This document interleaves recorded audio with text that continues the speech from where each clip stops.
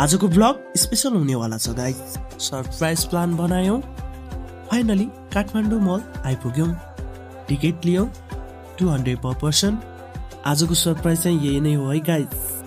यो पुरानो धरहरा हो जुन 2072 मा अर्थक्वेकको मेमोरी। लिफ्टमा चढेर जाँदा जाँदै एक्साइटमेन्ट लेभल 100%। माथि पुगेर त दुबई जस्तो फिल आयो। काठमाडौँ सिटी।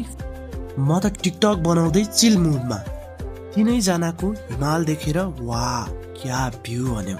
शिवु भाइ पनि टिकटक बनाउने मुडमा। काठमाडौँ सिटी माथिको फ्रेस हावामा रवि भाइ र म कुञ्च ह्यान्डसम।